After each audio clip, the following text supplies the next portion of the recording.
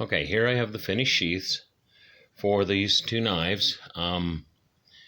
I put the buttons on them, the straps. One of the things I forgot to mention is that with these buttons, because the leather is somewhat stiffer and less forgiving than cloth, you have to put a little space in there. And what I do is I take a piece of leather the same thickness as my strap, the strap with the hole in it, and then I put a piece of leather behind it underneath the button.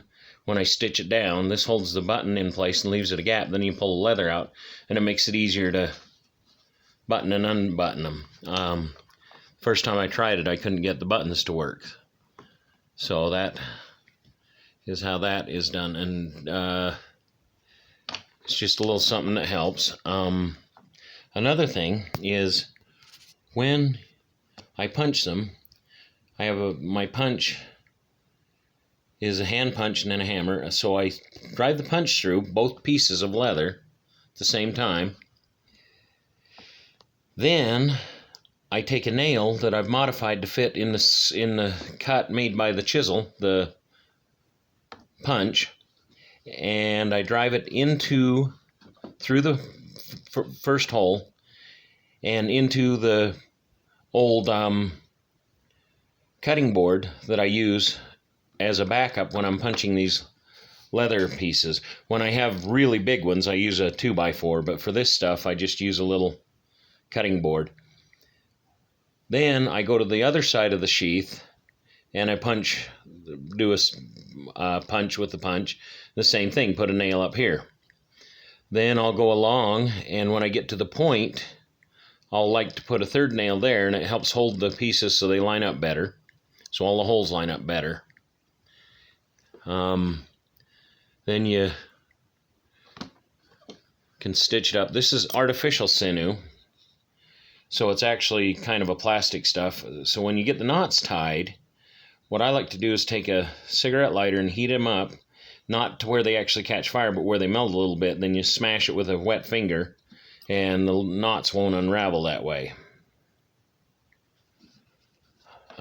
Let's see, in here, don't have my assistant today. In here you can see the leather block that holds the knife away from the back of the sheath and also helps hold the knife in better. On this one, it wasn't quite wide enough, so I cut a smaller strip and slid it down in here next to it. You can see it there. And then put in a couple of extra stitches to hold that piece. But there was room for the blade so that I had room that I could do that. And that also tightened up the hold on the knife itself. When you use lamb bone, unfortunately they're hollow.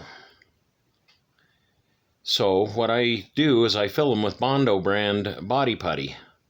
This fills in the empty areas and such, but it's not very pretty and doesn't look good.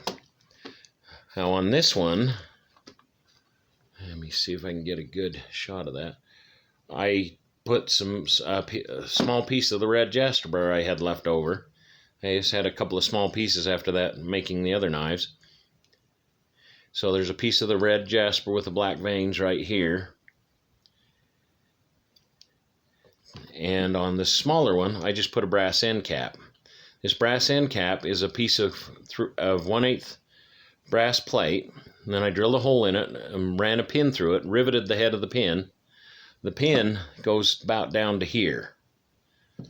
It's almost an inch long or so. Goes down into here, into the handle, in a hole drilled in the body putty, and then the epoxy helps hold it together, and then it has also the epoxy helps hold it on the end. The epoxy by itself won't hold just a flat plate very well. Sometimes it will, but not always. So the pin just gives it added security. If you have any questions, feel free to ask, and my email or comment. Feel free to share and comment. Thank you for watching.